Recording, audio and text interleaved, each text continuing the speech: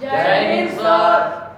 जय हिंद बच्चों। इस समय आप लोग महामना शोट के यूट्यूब चैनल से जुड़े हुए हैं और इस चैनल में मैं आप सबका स्वागत करता हूं। आज हम लोग class 12 physics Hindi medium NCERT book के फर्स्ट चैप्टर वैद्युत आवेश तथा क्षेत्र यानी इलेक्ट्रिक चार्ज एंड फील्ड का लेक्चर 4 हम देखने जा रहे हैं।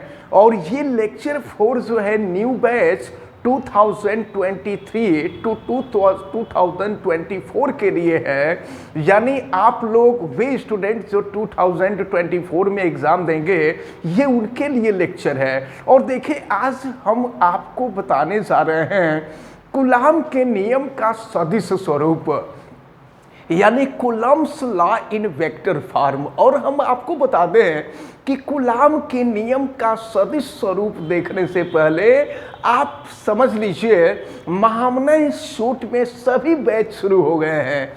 9th 10th 11th 12 UP board, CBSE board, Hindi medium, English medium, science, art, commerce, ये एकेडमिक की बात कर रहा हूँ।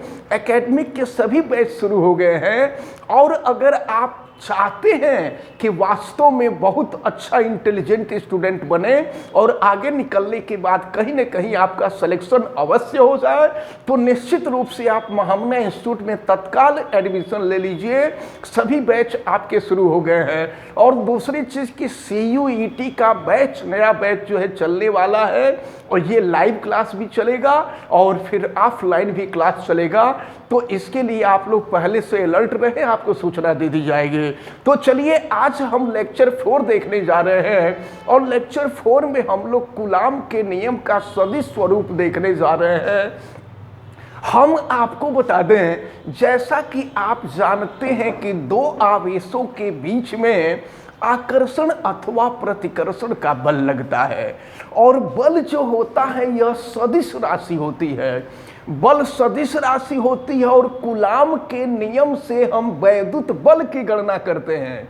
इसलिए कूलाम के नियम से वैद्युत बल की गणना करते हैं और बल जो है सदिश राशि होती है, इसलिए कूलाम के नियम को हम सदिश रूप में लिखें तो यह ज्यादा उचित होगा। अब जरा आप ध्यान पूर्वक समझें। हम मान लेते हैं कि दो समान रूप से आवेशित, या दूसरे शब्दों में कह सकते हैं कि दो सजातीय आवेश Q1 और Q2 है।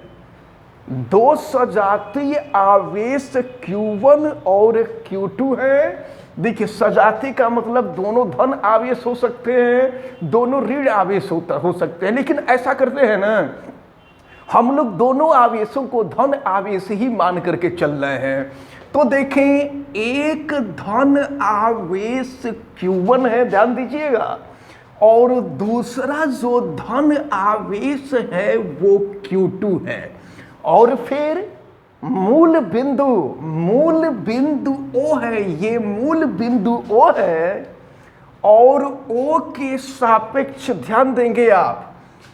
इस Q1 Q2 को अगर ऊपर हम लिखें तो ज़्यादा फिगर बनाने में अच्छा रहेगा।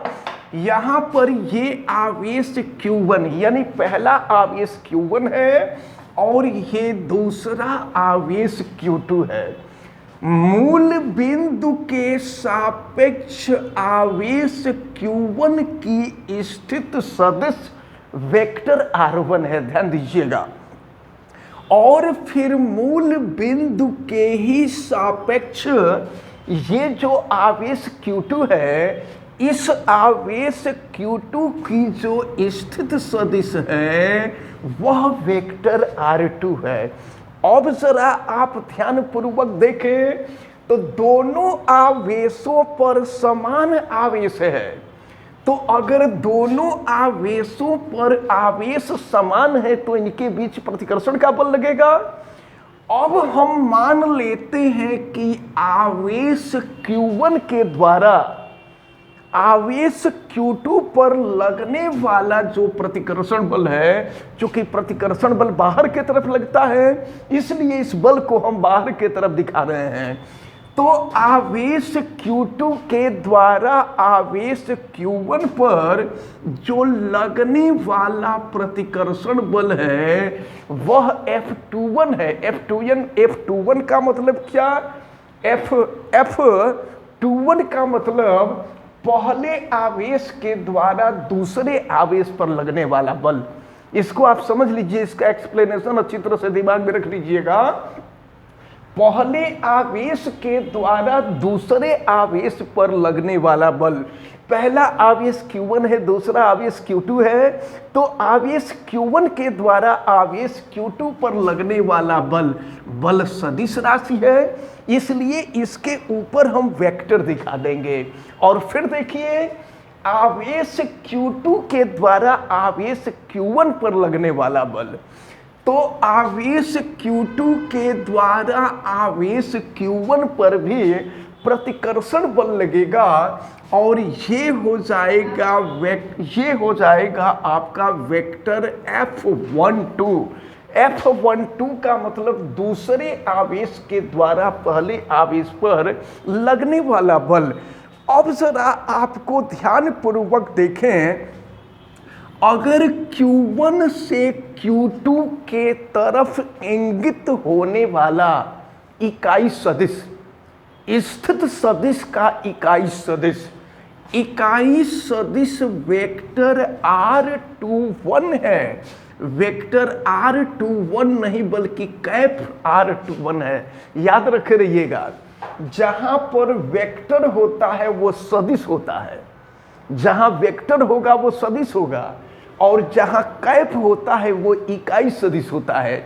आगे चल करके मैथ जब सेकंड पेपर पढ़ेंगे तो मैथ सेकंड पेपर में ये चीज आप अच्छी तरह से समझेंगे कि इसमें जैसे मान लीजिए यहाँ वेक्टर R1 लिखा हुआ है और यहाँ कैप R1 लिखा है, इन दोनों में अंतर होता है। यह सदिश होता है और ये इकाई सदिश होता है। ऊपर जो कैप लगा होता है, टोपी लगा होता है, वो इकाई सदिश होता है। नॉर्मली लोग इसको भी वेक्टर कह देते हैं, ये इसको भी वेक्टर कह देते हैं, लेकिन ऐसा नहीं है। ये वेक्टर R1 ये सदिश है और कैप R1 ये R1 का इकाई सदिश है। फिलहाल चलिए हम आगे बढ़ते हैं और इसके बाद हम ये देख लेते हैं कि Q2 के द्वारा Q1 के तरफ जो कार्य करने वाला इकाई सदिश है वह वेक्टर नहीं कैप, वह कैप R12 है। अच्छा, इसको आप जरा अच्छी तरह से समझ लें कि वेक्टर R21 का मतलब क्या हुआ। वेक्टर R21 की बात करें तो वेक्टर R21 का मतलब वेक्टर R2 माइनस R1 होगा। इसको याद रखे रहिएगा। R21 अगर वेक्टर R21 हो तो वेक्टर R21 का मतलब R2 माइनस वेक्टर R1 होता है। वेक्टर R2 आप देख रहे हैं और वेक्टर R1 भी आप देख रहे हैं। यह सब वेक्टर सदिश है, इसको आपको बहुत अच्छी तरह से समझना होगा। थोड़ी सी टेक्निकल चीज है। अब इसी तरह से अगर आपको वेक्टर R12 की वैल्यू निकालनी हो तो इसको हम क्या कर सकते हैं, इसको हम लिख सकते हैं vector R1 minus vector R2। इसको अच्छी तरह से आप समझेंगे। अब जरा ध्यान पूर्वक देखें। अच्छा, एक बात और हम यहाँ पर लिख सकते हैं, जैसे ये R21 है ना, थोड़ा सा इसको हम देख लेते हैं कि इसकी वैल्यू और क्या लिखी जा सकती है।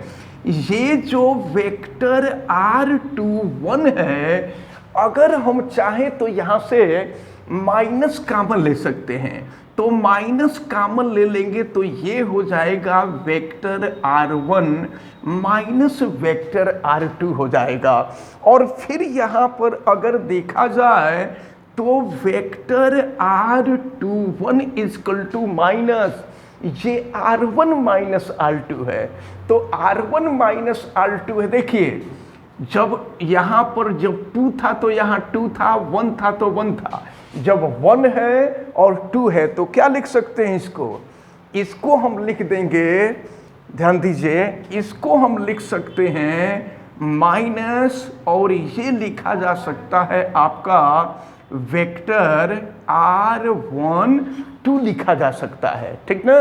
तो ये चीज आप अच्छी तरह से ध्यान में रखे रहेंगे कि जब जरूरत होगी, जैसे जरूरत होगी, इसमें हम परिवर्तन कर लेंगे। यानी अगर वेक्टर r21 के जगह पर माइनस वेक्टर r12 लिख सकते हैं, तो इसी तरह से अगर हमको जरूरत पड़ेगी तो वेक्टर r12 के जगह पर हम लिख सकते हैं माइनस वेक्टर r21। इसको दिमाग में रखे रहिएगा। अब हम आपको ये भी बता दें कि इकाई सदिश, ये जो कैप है, कैप कैसे निकालते हैं, इसको आप ध्यान पूर्वक देखें। जैसे मान लीजिए ये वेक्टर r12 है, तो इसका माड निकालते हैं। माड निकालते हैं तो इसका परिमाण निकलता है। माड का मतलब आंकिक मान, इसका परिमाण निकलता है। और इसका परिमाण क्या होता है, तो परिमाण कैसे निकलता है, अगर कोई सदिश दिया है तो उस सदिश के गुणांक का वर्ग करके वर्गमूल निकाल लेते हैं, तो उसका वास्तविक मान निकल जाता है, उसका मॉड निकल जाता है।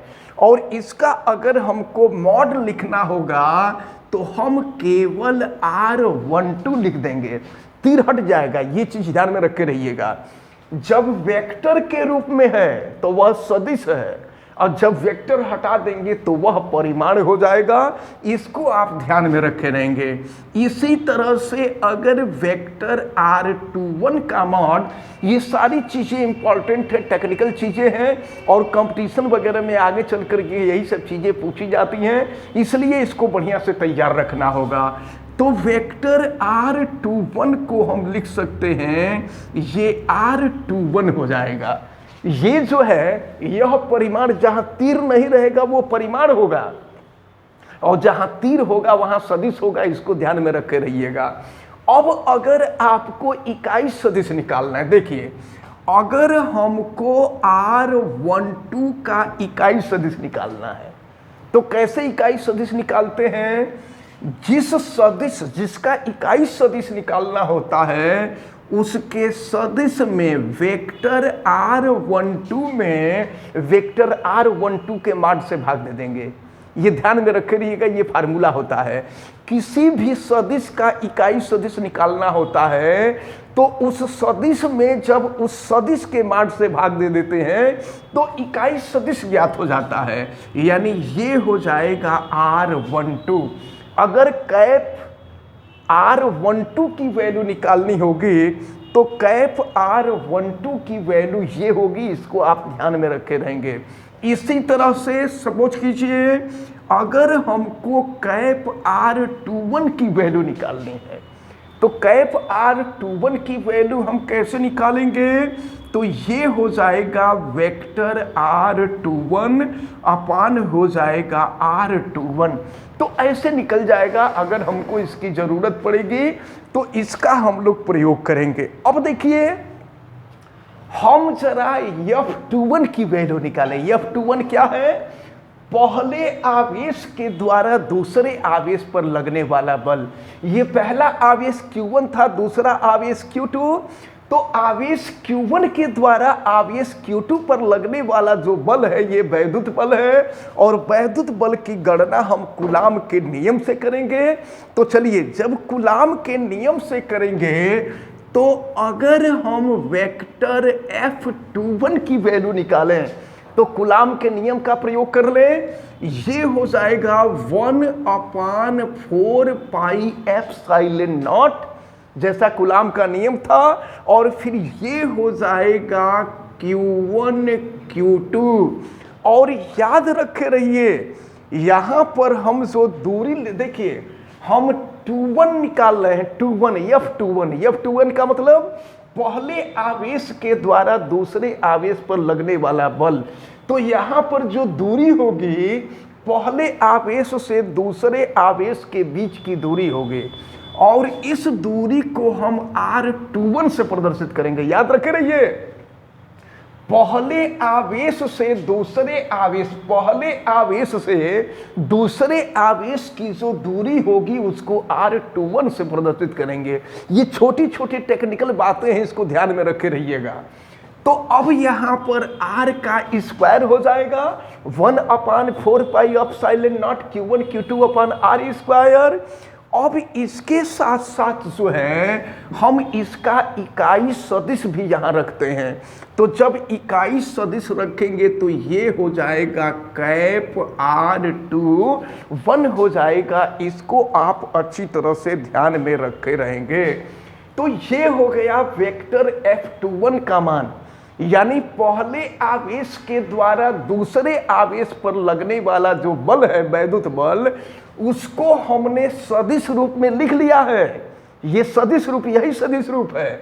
आपको कूलाम के नियम का सदिश स्वरूप पढ़ना है, तो कूलाम के नियम का ये सदिश स्वरूप है पहले आवेश के द्वारा दूसरे आवेश पर लगने वाला बल। अब इसी तरह से दूसरे आवेश के द्वारा पहले आवेश पर लगने वाला बल अगर हम देखें तो फिर क्या हो जाएगा, ये vector F12 is equal to, ये हो जाएगा आपका 1/4 pi epsilon not q1 q2 अपान, यहां क्या दूरी होगी, दूसरे आवेश से पहले आवेश की दूरी है। तो दोनों दूरी बराबर, जो दूरी पहले आवेश से दूसरे आवेश के बीच की होगी वही दूरी दूसरे आवेश से पहले आवेश के बीच की होगी। लेकिन जब पहले आवेश से दूसरे आवेश के बीच की दूरी लिखेंगे तो हम r21 लिखेंगे, और जब पहले आवेश से दूसरे आवेश के बीच की दूरी लिखेंगे तो हम r12 का यहाँ स्क्वायर कर देंगे। और इसके साथ साथ यहाँ पर हम लिख देंगे कैप r12 हो जाएगा। कैप का मतलब इकाई सदिश, इसमें एक का हम गुणा कर देंगे। अब इसके बाद जरा ध्यान पूर्वक देखें, अब हम यहाँ पर कुछ परिवर्तन कर सकते हैं।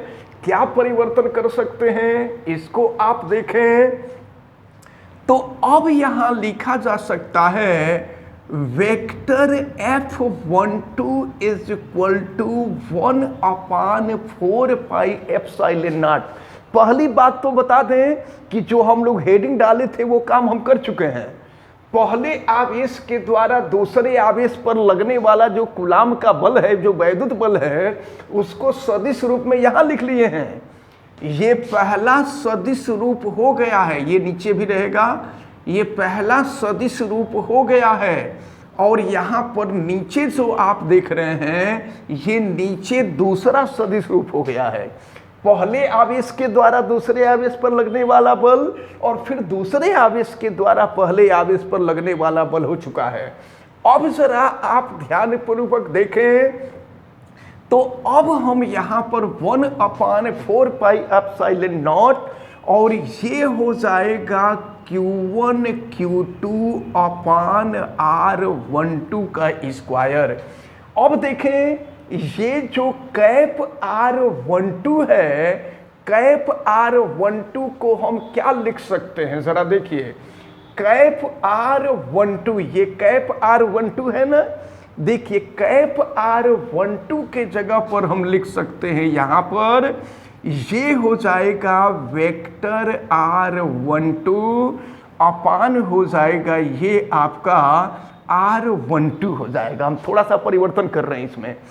अब इसके बाद अगर हम आगे बढ़ें तो vector F12 is equal to, ये हो जाएगा 1/4 पाई एप्सिलॉन नॉट, और फिर ये हो जाएगा q1 q2 अपान r12 का स्क्वायर।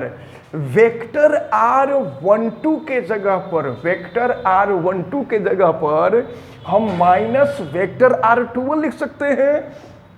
तो यहाँ पर हम लिख दे रहे हैं माइनस वेक्टर, और ये हो जाएगा आपका r21 हो जाएगा। और अब जरा ध्यान पूर्वक देखिए, ये जो r12 होगा, r12 क्या है, पहले आवेश से दूसरे आवेश के बीच की दूरी। और फिर अगर R21 निकाले तो दूसरे आवेश से पहले आवेश के बीच की दूरी।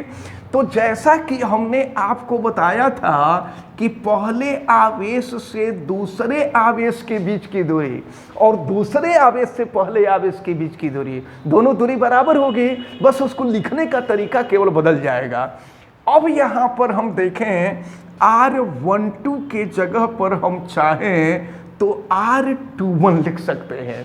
थोड़ा सा और हम परिवर्तन करें तो अब यहाँ पर आ जाएगा vector F12 is equal to, देखिए ये है 1/4 pi epsilon not Q1 Q2 upon R12 का स्क्वायर। इस माइनस को हम यहाँ पहले कर दे रहे हैं, इस माइनस को यहाँ पहले कर दे रहे हैं।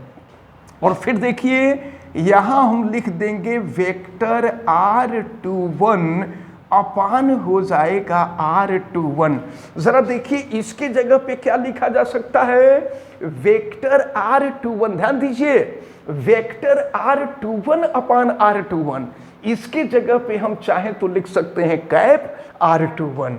अब हम यहाँ पर लिख देते हैं एक स्टेप और, या चलिए हम यहाँ इस स्टेप को लिख रहे हैं। अब देखिए क्या मिलेगा, ये हो जाएगा vector F12 is equal to हो जाएगा माइनस, ये हो जाएगा 1/4 पाई एप्सिलॉन नॉट, और ये है Q1 Q2 अपान R12 का स्क्वायर। और इसके जगह पर देखिए कैप वेक्टर R21 अपान R21, वेक्टर R21 अपान R21 ये हो जाएगा आपका कैप R21 हो जाएगा। फिर आगे हम बढ़ रहे हैं vector F12 equal to minus, जरा देखिए इसकी वैल्यू क्या है, ये देखें यहां पर निकाला गया है 1/4 pi epsilon not Q1 Q2 upon R21 का स्क्वायर। तो R21 का स्क्वायर कहें, R21 का स्क्वायर कहें या R12 का स्क्वायर कहें, हमने कहा था कि ये दोनों दूरियां आपस में बराबर होती हैं। R12 कहें या R21 कहें, पहले आवेश से दूसरे आवेश की दूरी कहिए या दूसरे आवेश से पहले आवेश की दूरी कहिए, दोनों सेम होती है। तो अब ये हो जाएगा देखिए 1/4 pi epsilon not Q1 Q2 upon R21 square और कैप R21। इसके जगह पे हम क्या लिख सकते हैं, वेक्टर F21 लिखा जा सकता है, वेक्टर F21। अब इसका क्या मतलब हुआ ध्यान से समझिएगा, यह माइनस चिन्ह विपरीत दिशा को प्रदर्शित करता है। माइनस चिन्ह जो है विपरीत दिशा को प्रदर्शित करता है। तो विपरीत दिशा, माइनस का मतलब विपरीत दिशा और प्लस का मतलब समान दिशा। अब देखिए R12 का मतलब दूसरे आवेश के द्वारा पहले आवेश पर लगने वाला बल, और यहाँ F12 का मतलब वेक्टर F12 का मतलब दूसरे आवेश के द्वारा पहले आवेश पर लगने वाला बल, और F21 का मतलब वेक्टर F21 का मतलब पहले आवेश के द्वारा दूसरे आवेश पर लगने वाला बल। समझ लीजिए, कंफ्यूज ना होइए, दूसरे के द्वारा पहले पर लगने वाला बल और पहले के द्वारा दूसरे पर लगने वाला बल। इसका मतलब क्या हुआ, ये बीच में बराबर का चिन्ह लगा हुआ है। बराबर का चिन्ह आपको ये बताता है कि दूसरे आवेश के द्वारा पहले आवेश पर जितना बल लगता है उतना ही बल पहले आवेश के द्वारा दूसरे आवेश पर लगता है। अंतर सिर्फ ये होता है कि दोनों बलों की दिशा एक दूसरे के विपरीत होती है। जब दो आवेश होंगे और दोनों बराबर आवेश होंगे, देखिए यहां से ये निष्कर्ष निकल रहा है कि जब दोनों आवेश बराबर होंगे तो पहला आवेश जितने बल से, अब समान आवेश हैं, दोनों धन आवेश हैं, तो जब दोनों धन आवेश हैं तो उनके बीच प्रतिकर्षण का बल लगेगा। पहला आवेश जितने बल से दूसरे आवेश को प्रतिकर्षित करेगा, दूसरा आवेश भी उतने ही बल से पहले आवेश को प्रतिकर्षित करेगा। यानी दोनों बल बराबर है और दिशा विपरीत है। तो आपको मालूम है न्यूटन का गति विषयक तृतीय नियम, और न्यूटन का गति विषयक तृतीय नियम में आप पढ़े हैं कि प्रत्येक क्रिया के बराबर परंतु विपरीत दिशा में प्रतिक्रिया होती है।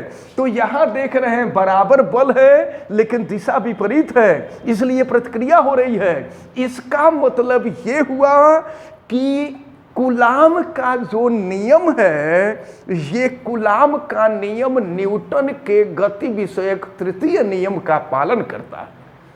इसको आप याद रखे रहिएगा, ये सिद्धांत आप दिमाग में रखे रहिएगा कि कूलाम का नियम न्यूटन के गति विषयक तृतीय नियम का पालन करता है। ये आपसे पूछा जाएगा, इसको आप अच्छी तरह से ध्यान में रखे रहिएगा। अब इसके बाद हम थोड़ा सा आगे बढ़ते हैं। अगर आगे बढ़े तो कुछ और सॉल्यूशन मिलेगा हम लोगों को। अब ये है आपका वेक्टर F12 और इसको हम अगर लेफ्ट में ला दें, माइनस F21 को लेफ्ट में ला दें तो ये प्लस हो जाएगा और ये हो जाएगा vector F21 is equal to 0 हो जाएगा। इसका क्या मतलब हुआ? तो यहां से ये निष्कर्ष निकल रहा है, यहां पर दो बलों का योग शून्य है। तो दो बलों का योग शून्य तब होता है जब बल केंद्रीय बल होता है। यानी केंद्रीय बल का मतलब एक ही बिंदु पर दो बल विपरीत दिशा में लग रहे हों, तो बलों का जो परिणामी होता है, यानी बलों का जो रिजल्टेंट होता है, बलों का जो योग होता है वह शून्य होता है। तो इस प्रकार हम कह सकते हैं कि आवेशों के बीच लगने वाला जो बल होता है वो वैद्युत बल होता है, जिसको हम कूलाम के नियम से निकालते हैं। तो वैद्युत बल या कह सकते हैं कि स्थिर वैद्युत बल केंद्रीय बल होता है। केंद्रीय बल होने के वजह से ही इन दोनों का योग जो है शून्य आ गया। तो ये हम लोग देखे हैं कूलाम के नियम का सदिश स्वरूप और कूलाम के नियम के सदिश स्वरूप का दो महत्व देखे हैं। पहला महत्व, ये दोनों महत्व आप याद रख रहिएगा, कंपटीशन में ये पूछे जाते हैं, आपसे एग्जाम में भी पूछा जाएगा। तो कूलाम का जो नियम होता है वह न्यूटन के गति विषयक किस नियम का पालन करता है? तृतीय नियम का पालन करता है, इसको याद रखे रहिएगा। और दूसरा महत्व इसका यह है कि स्थिर वैद्युत बल केंद्रीय बल होता है, इसको भी ध्यान में रखे रहिएगा। तो इस प्रकार आज ये जो बहुत इंपॉर्टेंट टर्म आपने देखा है, ये जो वेक्टर के मदद से आपको बताया गया है, ये बहुत इंपॉर्टेंट टर्म है। और आपको आगे जब आप बढ़ेंगे, आप कंपटीशन या आईआईटी वगैरह करेंगे, तो आईआईटी वगैरह में ये वेक्टर ही ज़्यादा आपको पढ़ना होगा। जो सामान्य चीज़ हम लोग पढ़ रहे हैं फिजिक्स में, वो चीज़ नहीं आपको पढ़नी होगी। वेक्टर पढ़ना होगा, ग्राफ पढ़ना होगा, यही सब चीज़ें हम लोगों को पढ़नी होंगी आगे। तो इसको बहुत अच्छी तरह से तैयार किए रहिएगा। और हमें उम्मीद है कि आप सबको बहुत अच्छी तरह से ये सारी बातें समझ में आई होंगी। आप सबको समझ में आई है ना? Yes sir. अब जो है मैं आपको फिर से बता दूं एक बार कि जितने भी स्टूडेंट इस वीडियो को देख रहे हैं, महामना इंस्टीट्यूट में सभी क्लासेस शुरू हो गए हैं। हाई स्कूल, इंटरमीडिएट यानी 9, 10, 11, 12 पूरे एकेडमिक क्लास भी शुरू हो गए हैं। और इसके साथ साथ CUET के भी क्लास शुरू होने जा रहे हैं। तो आप सभी लोग शीघ्रता करें और अति शीघ्र एडमिशन ले लें। अगर आपको अपने भविष्य को बहुत उज्जवल बनाना है तो तत्काल महामना इंस्टीट्यूट में एडमिशन ले लीजिए। और फिर एक बार मैं आपको बता दूं कि जितने लोग वीडियो देख रहे हैं, वीडियो लाइक आप जरूर कर दीजिए। और अगर आप चैनल पे नए हैं तो चैनल को सब्सक्राइब भी कर लीजिए, बेल आइकन को प्रेस कर लें। और अगर किसी प्रकार की कोई दिक्कत समझ में आती है तो आप हमें कमेंट करके जरूर बताएं। और आप वीडियो को शेयर जरूर करें, मैक्सिमम स्टूडेंट तक शेयर करें। और फिर आप सभी लोगों का वीडियो देखने के लिए बहुत बहुत धन्यवाद। जय Hind. Thank you, sir. You're most welcome.